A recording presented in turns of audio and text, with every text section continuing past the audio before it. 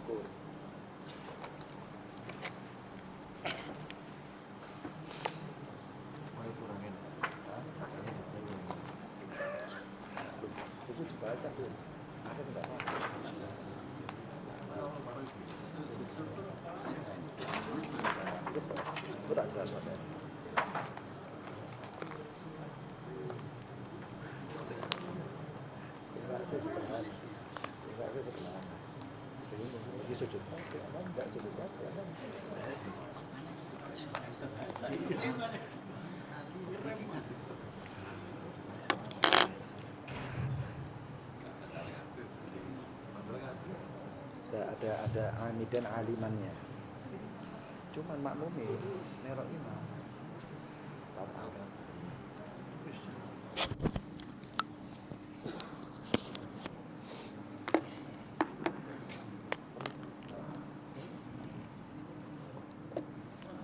Bismillahirrahmanirrahim.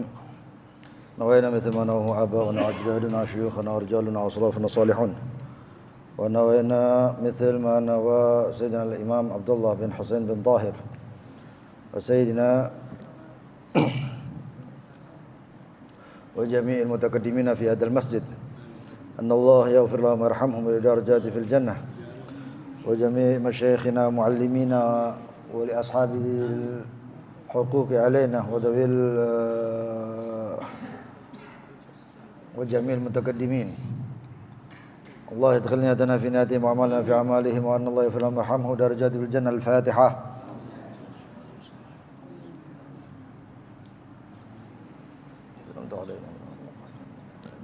بسم الله الرحمن الرحيم.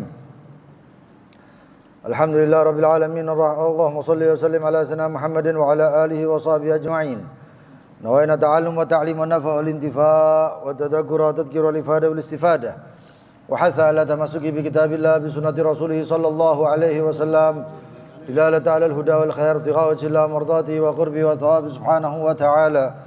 اللهم يا من مقاليد الأمور كلها بيده وإليه يرجع الأمر كله يا فتاح يا عليم يا فتاح يا عليم يا فتاح يا عليم افتح علينا وعلى أهلنا فتحا قريبا يا فتاح يا عليم. اللهم ارزقنا علما لدنيا ومشربها صافي الهنيء يا وهاب يا غني يا وهاب يا غني يا وهاب يا غني. أما بعد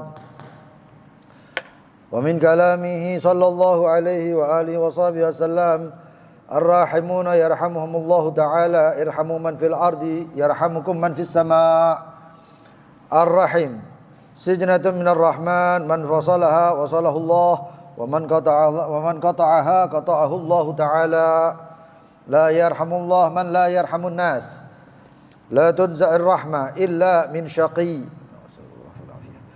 إن الله تعالى خلق يوم خلق السماوات والأرض 100 رحمة كل رحمة طباق ما بين السماء والأرض فجعل منها في الأرض رحمة فبها تعطف الوالدة على ولدها والوحش والطير بعضها على بعض فإذا كان يوم القيامة أكملها الله تعالى بهذه الرحمة.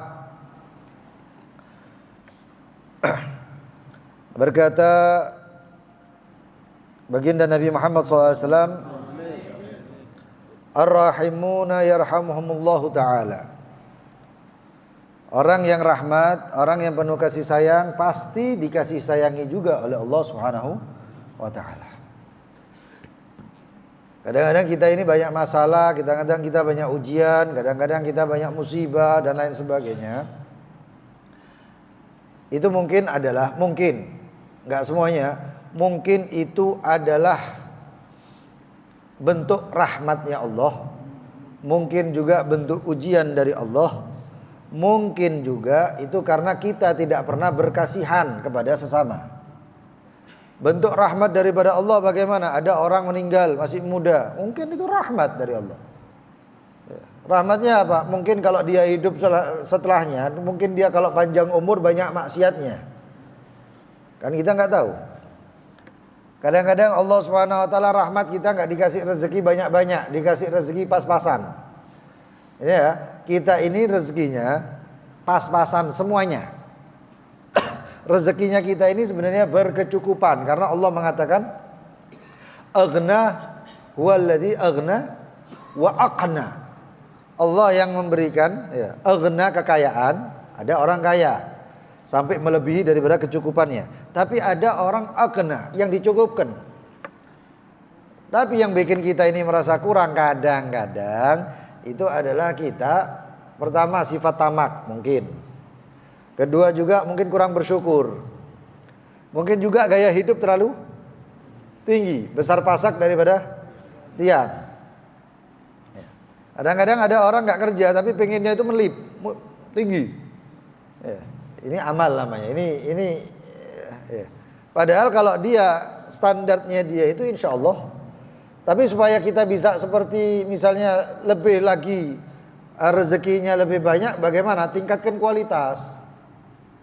Salah satu daripada makna firman Allah, la yukallifullahu nafsan illa wus'aha, adalah apa batasan kita itulah yang diberikan sama Allah. Nah kalau batasan kita ini seperti itu terus, ya batasnya ya itu terus rezekinya. Nah caranya supaya kita bisa, makanya orang zaman dulu itu luar biasa. Ya. Nah antum kepingin enak, sukses, tiru wong biyen, ojo tiru wong saiki. Loh kenapa? Antum tahu zaman dulu kalau banyak anak banyak, itu nyata. Itu nyata. Kaum jahiliyah itu, orang-orang jahiliyah itu pikirannya seperti pikiran orang-orang sekarang. Ini kena akeh anak, ini kalau banyak anak malah melarat. Itu terlalu berpikir pakai logika sehingga sekarang gini, setiap anak itu pasti ada rezekinya. 4 tahun di kandungan itu sudah ditulis rezekinya. 4 bulan bukan 4 tahun. 4 bulan di dalam perut itu sudah ditulis rezekinya. Oleh Allah sudah ditulis. Nah caranya rezeki tersebut ketika dia seorang ibu punya anak, itu rezekinya dititipkan dulu ke siapa? Bapaknya. Gak bisa itu anak. Siti Maryam itu waktu kecil rezekinya itu diatur sudah sama Allah. Ketika Siti Maryam gak kuat, ya Allah sudah atur. Waktu masih muda-mudanya, huzzi binahl, disuruh gelakkan pohon kurma. Pohon kurma itu dia digoyang itu nggak goyang, rek. Nggak kayak pohon gedang, pisang. Ya antemi cepet salam binjai loh. Ya. Terus podol enggak gitu. Pohon kurma itu berat, besar, dan kurma itu tidak bisa jatuh gitu kayak duren, enggak. Kurma itu ditarik baru pedot, kadang-kadang dipotol pakai parang. Nah yang subhanallah Siti Maryam itu rezekinya ditulisnya apa? Ketika Siti Maryam seperti ini ada ikhtiar sedikit. Ketika Siti Maryam masih kecil, balita, ya, masih kecil, Siti Maryam cari rezekinya bagaimana? Allah sudah ngatur. Bapaknya nggak ada, Imran nggak ada, ibunya di rumahnya. Nabi Allah Zulkifil yang punya kunci Baitul Maqdis pulang. Siti Maryam ditinggal di dalam masjid. Tapi subhanallah Siti Maryam ada didatangkan rezeki khusus dari Allah. Plak.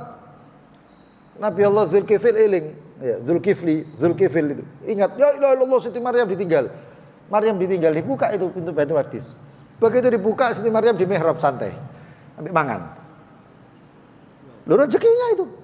Begitu datang dibilang, "Ya Maryam, aina laki hadza? Anna laki hadza?" Ya Maryam, ini dari mana ini? Huwa min indillah. Siti Maryam ngomong ini adalah daripada Allah. Dewasa sedikit gerakkan pohon. Pohonnya enggak gerak, cuman kurmanya itu berguguran. Ya ambil makan. Tapi setelah itu ya Maryam saya telek sugulan, telek kerja. Cari ikhtiar sekarang. Lah orang dulu gitu banyak anak, banyak rezeki itu nyata. Nah, salah satunya rezekinya anak itu pasti dititipkan sama bapaknya, dan setelah rezekinya itu ada, itu rezeki nanti ngalir lagi. Tetap nggak mungkin lah Allah nitipi terus mari ngono dibalekno wis mari ngono mandek. Enggak. Terus Mustamir. Nah, kalau antum kepingin rezekinya itu naik, kualitas hidupnya naik, kualitas rezekinya naik, ya antum pantaskan diri. Pantaskan diri. Cara memantaskan diri harus macam-macam. Makanya itu sampai dikatakan oleh orang-orang dulu, ya. Salah satunya kakek kami itu beliau selalu mengatakan, siapno cepakno wadaisi. Siapkan tempatnya dulu, nanti Allah yang isi. Dan itu nyata hadirin. Sampai pernah ada satu orang, dia itu kepingin berangkat umroh, tapi nggak punya paspor. Jangan kan duit, ndak duit. Lalu kemudian dia ngomong kepingin umroh gini, ya sudah bismillah. Kalau kepingin umroh, langkah pertama adalah bikin paspor dulu. Bikin paspor. Begitu selesai bikin paspornya, subhanallah, ndak kebayang. Dia begitu punya paspor, beliau begitu punya paspor. Si kait metu teko apa namanya itu? Apa namanya yang imigrasi? Si kait metu rek. Keluar dari imigrasi, HP bunyi. Didit. Assalamualaikum, waalaikumsalam. Apa katanya? Ternyata yang nelpon ngomong, ini ada umroh. Ada orang ngajak umroh. Mau ikut kah? Katanya. Dia kaget, saya yang kaget sih bingung. Hah? Iki ana wong ngajak umroh dalam hatinya. Temen tai. Iya mau katanya. Lalu dibilang, sudah punya paspor. Dia ngomong apa? Iki sik baru dadi paspor. Wadahe ono. Dan itu pengalaman saya pribadi yang Saya itu ya kurang lebih mulai dari tahun 98 apa 97, 98 lah kurang lebih. Pengen berangkat Hadramut. Terjadi setelah 3 tahunan. Tahun 2000 baru berangkat. Itu setelah dibilang sama kakek kan, "San kan temenan tah? Ape berangkat?" Setelah kakek kita, sama kakek kita. "Temenan tah kan ape berangkat?" "Temenan. Wis ana paspor e, durung." Lho ya gawe paspor sih. Begitu saya bikin paspor saya jadi. Saya itu mau berangkat niatnya mau mondok di Al-Fakhriyah di Jakarta, tempatnya Habib Jindan. Wis siap, wis ditelepon Habib Jindan wis berangkat wis pokoknya. Karena satu-satunya cara yang cepat untuk berangkat ya lewat situ. Begitu saya dapat itu paspor, saya berangkat Jakarta itu sampai hari Jumat. Jumat itu sampai maghrib. Ya. Berangkat itu kalau salah Kamis malam, 6 Jumat. Tahun 2000-an lah. Itu kapal ya, bukan kapal kereta itu ya. Kereta itu kan biasanya maghrib itu berangkat, nanti subuh teko tutup. Pagi jam 8 itu enggak usah tutup. Enggak salah sepure seiling Gumarang bawa apa gitu ya. Sampai sana saya kemudian enggak sempat sholat Jumat, musafir. Ya. Sore malam Sabtu dihubungi sama satu orang. Ini ada yang mau berangkat fulan disebutin. Tapi ini banyak perempuannya, mahramnya cuman 1 katanya. Ya apa, mau berangkat tah? Lu mau? Ada duit? Ada saya bilang. Ya bismillah sudah. Disiapkan, saya siapkan paspornya, saya siapkan ini semuanya, saya berangkat. Waktu itu yang berangkat perempuannya itu istrinya Habib Jindan, istrinya Habib Sholeh Al-Jufri, istrinya Habib Munzir. Salah satunya anak-anaknya yang berangkatnya itu, anaknya itu kalau nggak salah yang Muhammad itu, ya Muhammad bin Munzir, itu masih bayi, saya yang gendong, masih bayi itu. Jadi kalau ibunya makan saya yang gendong. Di situ semuanya yang saya kagetkan begitu saya punya paspor baru berangkat. 3 tahun rek. Kepengin tapi gak ada paspor. Begitu nyiapkan wadahnya, nyiapkan anunya, berarti di situ langkah pertama Allah selesaikan nanti selanjutnya. Lah nek ndak ono wadah ape diseni opo? Nah, siapkan wadah tersebut. Ya. Itu. Nah, kualitas itulah, itu semuanya rahmat dari Allah Subhanahu wa taala. Orang pendek umurnya mungkin itu rahmat dari Allah supaya dia tidak banyak dosa. Orang diberi sakit mungkin itu rahmat dari Allah. Iki wong enggak tahu istighfar wis tak kei lara wae biar apa? Kesalahannya melebur. Wah, itu rahmat. Ada juga yang ujian ya, semacam-macam tergantung daripada orangnya. Nek ada satu orang ahli maksiat terus mari ngono ngomong iki rahmat, iku tutuk rahmat rek. Ujian iku, teguran teko Allah. Ya. Kalau orangnya bertakwa, taat, nah itu lain lagi. Itu. Irhamu man fil ard, rahmati dia siapapun yang ada di muka bumi ini, yarhamukum man fis sama, maka Allah Subhanahu wa taala akan merahmati kalian. Kasihani orang-orang itu maka Allah kasihani. Kalau kita ini misalnya lihat berapa banyak orang yang sudah cerdas, putus asa, banyak masalah ya Allah, terus kemudian dia jalan ada orang minta-minta. Orang dilihat sudah gak karuan, compang-camping, gak punya kehidupan, pengemis, tua, renta, ya ambil orang sismani kita, bismillah. Iki umpan rek. Ini umpan ini. Berikan bismillah. Dia pulang, berapa banyak lo kejadian seperti itu. Ini enggak ono iki duduk nang Indosiar tok sing kayak ngene. Kejadian nyata ini. Banyak.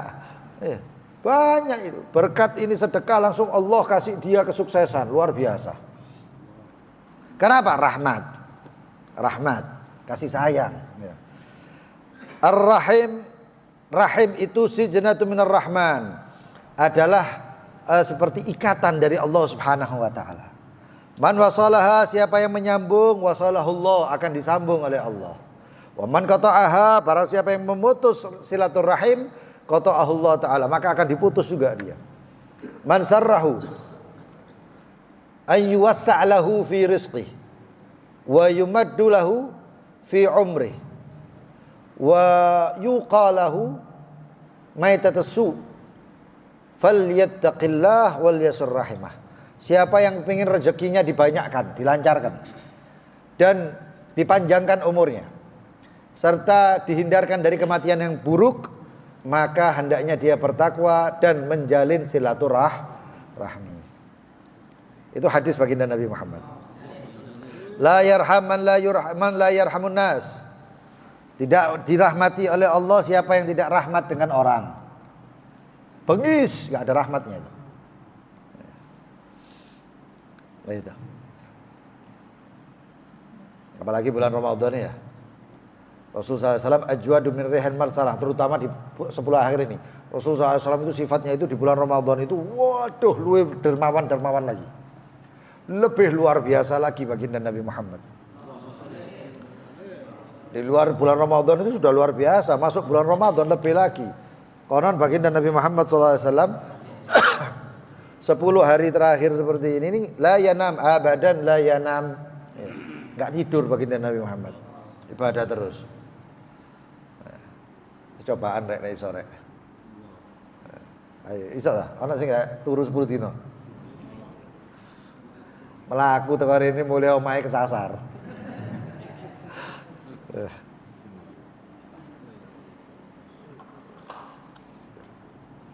Saking ngantuke berarti ya. La tunza'ur rahmah illa min syaqi. Tidak dicabut rahmat itu kecuali daripada orang yang syaqi. Apa syaqi itu? Orang yang matinya dalam keadaan buruk. Itu mati syaqi namanya.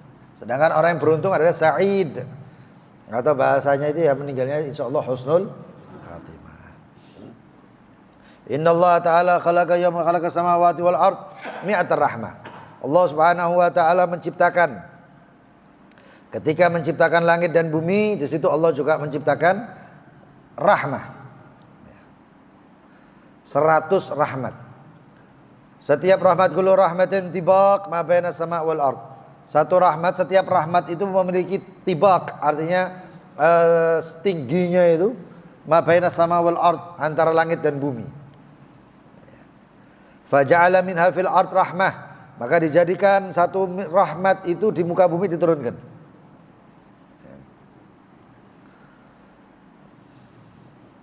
Fabiha, dan dengan rahmat tersebut ta'attaf, seorang ibu penuh dengan yang namanya rahmat, kasih sayang kepada anaknya. Itu ibu. Saking sampai ya, baginda Nabi Muhammad SAW pernah suatu ketika mendapatkan rampasan perang. Balik perang itu dapat tawanan juga. Di antara tawanannya itu ada seorang ibu yang diawasi oleh sahabat sama Rasulullah SAW. Ini ibu kadang-kadang lari, wis keliling-keliling, lari ke depan, lari ke belakang, ke kanan, ke kiri, kayak wong bingung. Padahal itu tawanan perang ya artinya ya nggak bakal hilang yang jauh. Ya. Kalau di sekitar situ aja mungkin insya Allah gampang ketemu. Tapi karena seorang ibu itu bingungan. Kalau sudah masalah anak ya itu bingungan. Wah, kelilingi sampai di hadapan Rasulullah SAW. Nggak taunya ibu tadi melihat ada anak-anak. Satu anak tadi dikejar, langsung diangkat, dipeluk, nangis ibu tadi. Sahabat itu saking ngelihat itu seperti itu, nangis juga para sahabat.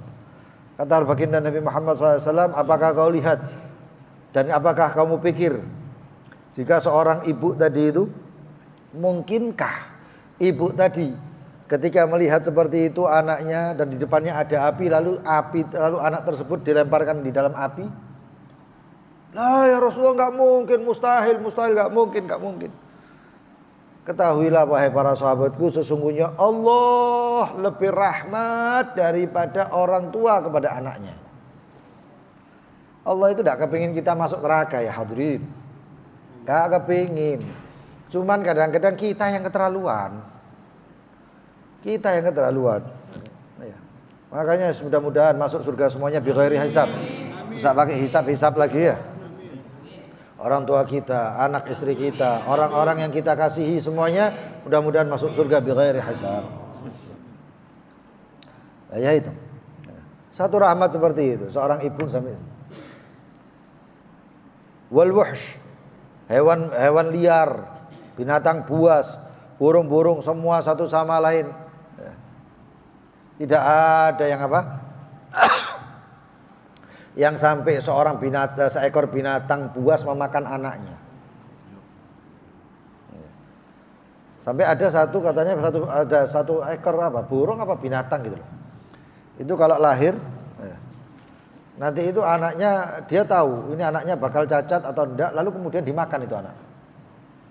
Saya pernah lihat itu di dunia hewan apa gitu lupa saya. Ternyata itu sebuah rahmat. Kenapa? Kalau anaknya itu cacat, dia gak akan kesusahan depannya. Tapi itu rahmatnya binatang. Kalau manusia ya ojo niru rek. Iya. Anaknya cacat ditinggal enggak. Itu sampai kejadian di Amerika itu. Ya, Amerika apa mana itu? Seorang perempuan dihukum seumur hidup, tidak ada kesempatan bebas. Amerika ya. Kejadiannya. Anaknya bayi. Usianya masih berapa tuh? Hah? 3 tahun yang di Malang, 3 tahun. Yang ini nih masih balita kok, setahunan gitu loh. Hah? 16 bulan. 16 bulan. Ya, berak kebayang tak. Ditinggal sampai ibu sak minggu apa 10 hari, ibu pacaran dengan laki-laki. Ya. Lah anaknya ini sampai gak makan, kebayang ini bayi. Anaknya gak makan, gak minum, sampai maaf kotorannya di mana-mana. Mati meninggal. Hakimnya untung, hakimnya ku top wis gregetan sisan iku hakimnya balik. Diputuskan penjara seumur hidup, tidak ada banding bebas, tidak ada kesempatan bebas. Dok, wis tangis so. Ya itu hukum maksimal sudah itu. Nah, hukum Islam beda mana itu. Hakadha fa idza kana yaumul qiyamah, nanti ketika hari kiamat akmalah Allah taala bi hadhihi rahmah, Maka Allah sempurnakan dengan rahmat tersebut. Berapa? 99. Satu rahmat diturunkan, 99 disimpan. Saking rahmatnya Allah di hari kiamat itu lho sing jenenge iblis sudah dikutuk, wis diumumkan aduwullah, musuhnya Allah. Iblis iku sing ngene-ngene, tak caper. Enggak perhatian di padang mahsyar orang banyak, iblis iku sing mencolot. Apa kata yang di sebelahnya? Lima tasna hadza? Kenapa kamu lakukan ini? Kata iblis tersebut, sesungguhnya sekarang ini Allah rahmatnya luar biasa. Saya kepingin, siapa tahu nanti Allah melihat saya dapat rahmat, saya masuk surga. Lho iblis itu ya sing pasti mlebu neraka iku sing ngono. Ya. Wah kata. Mudah-mudahan kita dapat rahmatnya Allah. Terus, ya arhamar rahimin, ya arhamar rahimin, ya arhamar rahimin, farij 'alal muslimin. Ya, dan tadi juga kita ada kejadian yang menambah khazanah ilmu kita. Apa itu tadi? Sujud di dalam surat Shad. Ya, sujud di dalam surat Shad. Saya mana Ustaz Ahmadi tadi sebelah saya beliau ini. Bingung antara lanjut enggak. Nah, itu. Surat Shad itu di dalam Al-Qur'an ada lambangnya sujud dan itu banyak yang terjebak. Surat Shad tersebut menceritakan tentang taubatnya Nabi Allah Daud. Taubatnya Nabi Allah Daud, lalu Nabi Allah Daud diterima, maka sujudlah Nabi Daud, tapi sujudnya itu bukan sujud tilawah, tapi sujudnya sujud syukur. Maka dikatakan ya, hukum daripada sujud syukur dalam surat Shad ya adalah ayyasjuda li ayati surat Shad fi kharijus shalah. Ya. Sajdat syukur. Sujudnya Shad itu dilakukan fi kharijus shalah, di kharijus shalah, di luar salat. Nama sujudnya sujud syukur. Ya. Wa idza sajada fi salati. Apabila seseorang sujud di dalam salat, amidan sengaja, aliman sengaja sujud, aliman dan mengetahui batalat salatuh, maka salatnya batal. Wa idza sajadal imam, apabila sujud itu imam, fala yutabi'uhul ma'mum, maka tidak sujud itu si makmum. Makmum memiliki dua pilihan. Apa itu? Pilihan pertama adalah mufaraqah, pisah ya. Kalau mufaraqah ya berarti sholat seperti biasa, sholat mengalir dengan dirinya sendiri, nggak boleh ngikut lagi. Ya. Atau yantadiruhu, atau nunggu. Ya. Nunggu. Imamnya berdiri, lanjut tapi batal kalau imamnya tahu. Paham ya? Kalau batal imamnya tahu dan semuanya batal itu sholatnya. Makanya itu lebih baik ya mufaraqah. Untuk si makmum ya, lebih baik mufaraqah. Wah kata itu kalau tadi sengaja sujud dan sebagian ini mulakbat, maka lebih baik pilih ihtiyatnya adalah mengulang kembali sholatnya. Tapi bacaannya tadi sempurna sudah, itu masuk semua bacaannya sudah, cuman sholatnya aja yang diulang lagi tadi. Nah, itu sampai ada satu kisahnya. Ada satu orang alim, orang paham ya, bahwasanya yang dibaca itu surat Shad. Baca si imam baca surat Shad, lalu kemudian si makmum tadi itu si imam sujud, si makmum enggak sujud, tapi didelok sak masjid sujud. Cuman dia saja. Lalu dia teringat satu ayat, fasajadul malaikatu kulluhum illa iblis. Lah dhewe tadi iblis, akhir melok sujud. Itu barang iki sing sujud malaikat kabeh, aku tok sing dadi iblis saya. Tadi sampai seperti itu. Jadi ya itu sujud syukur semuanya selain yang itu di dalam Al-Qur'an, semuanya yang ada lambang itu, lambang sajadah itu semuanya sujud kecuali wa kharru raki'an wa anab ya, itu surat Daud tadi itu yang tidak sujud tapi terus lanjut. Nah, ini antum ini bakal ingat terus karena antum sudah mengalami. Itu rahasianya. Antum sekarang sudah mengalami, bahkan antum sekarang bakal ingat terus. Karena ilmu itu ketika kita mengamalkan itu, ya, mengetahui itu dan mengalami itu ceket rek. Itu ceket lengket itu. Wah, Masya Allah, ini hikmah dari Allah. Insya Allah mudah-mudahan tanda bahasanya Allah sayang sama kita. Nah, ini kalamullah kan, kaitannya kalamullah kan, kita ta'zim itu kalamullah. Hakadha wallahu taala alam bisawab. Tafadhol, mungkin ada yang mau bertanya, silahkan.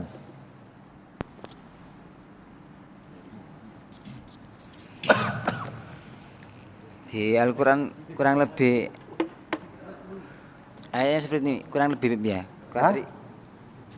Kuatirnya salah di Al-Quran. Al-malu al-waladu fitnah. Itu maksudnya gimana, Beb? Oh. Inna min azwajikum wa auladukum fitnah. Apa itu fitnah? Macam-macam, banyak makna fitnah itu ya. Tapi itu juga ujian. Salah satunya baginda Nabi Muhammad SAW. Tak tutup nasi. Salah satunya baginda Nabi Muhammad SAW suatu hari ketika khutbah. Ketika khutbah seperti itu, nggak taunya Rasulullah SAW melihat Sayyidina Hasan atau Sayyidina Al-Husain, Al-Hasan atau Al-Husain lari dekati Rasulullah SAW. Waktu itu masih lucu-lucunya gitu, kecil gitu. Lari mendekati Rasulullah SAW yang sedang khutbah. Itu khutbah ditinggal oleh Rasulullah. Turun dari mihrab itu Rasulullah SAW langsung mengambil cucunya tadi itu, Al-Hasan atau Al-Husain. Dia angkat, terus Rasulullah SAW sambil mengatakan, Inna min azwajikum wa auladukum fitnah.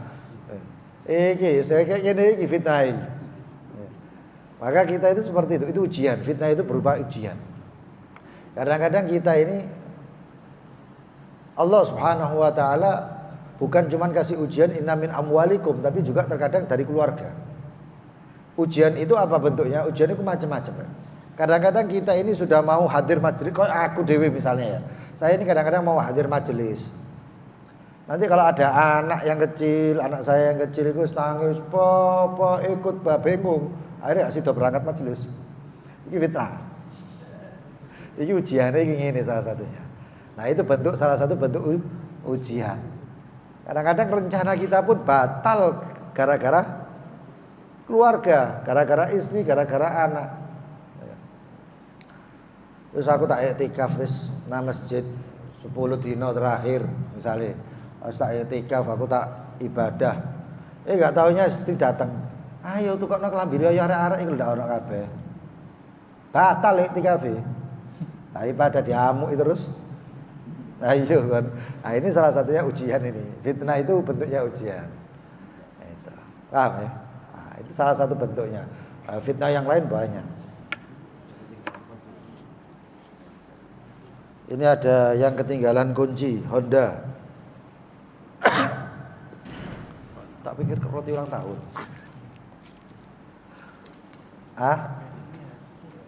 Sudah. Punya Jamal, enggak apa-apa.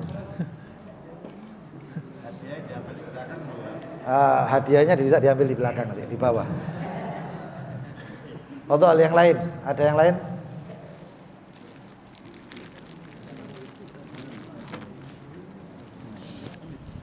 Soalnya nyantol hadiah. Bisa kepikiran hadiah.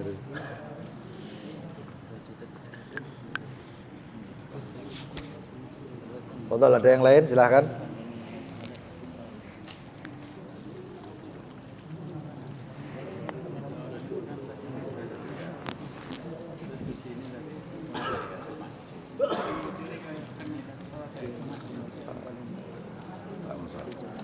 Selama tidak diniati witir. Makanya anak pernah ngomong bahas ini kok sholat ada satu orang tanya sampai ke Habib Zain bin Sumit. Yang anak ragukan bukan jawaban Habib Zain bin Sumit, yang anak ragukan yang tanya. Ini takoki ya opo? Masalah sholat tasbih. Sholat tasbihnya malah setelah tarawih. Antara tarawih dan witir kan berubah ngono. Biyen kan enggak, witir terus kemudian tasbih. Lah itu sampai anak tanya, maksudnya apa itu? Mungkin yang tanya, "Beb, boleh enggak setelah witir sholat?" Nah, kalau seperti itu Mungkin jawaban Habib Zain dia tidak tahu setelah sempurnanya witir boleh nggak sholat. Nah kalau setelah sempurna ya nggak boleh, artinya makruh sholat yang lainnya. Tapi kalau misalnya masih dalam witir seperti tadi itu kan kita menutup dengan witir, kita pulang kan nggak sholat lagi, boleh. Ana tahiyatul masjid. Nah seperti kalau kita orang ditarik itu selesai sholat witir sama Habib Umar, kita orang sembahyang mana, terawih nang runu, ah, tidak masalah, niatnya ya ada. Tapi yang penting terakhir mentok plek tutupan sampai witir. Atas siji. Tapi nek siji mana ya berarti kan mana ada. Witirnya ya sholat usul di rakaat witir itu tadi yang kita lakukan tadi.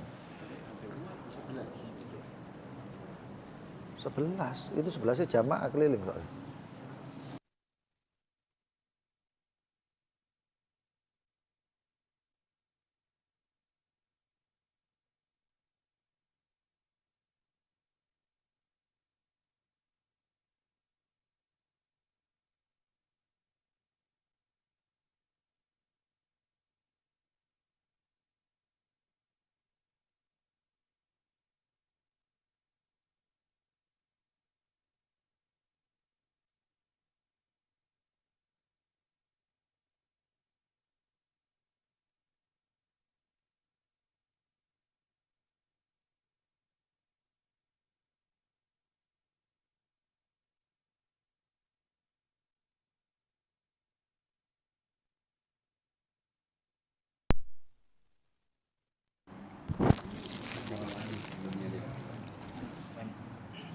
Sebagai orang tua pasti punya keinginan Beb ya, keturunannya itu mempunyai rezeki yang barokah di dalam hidupnya.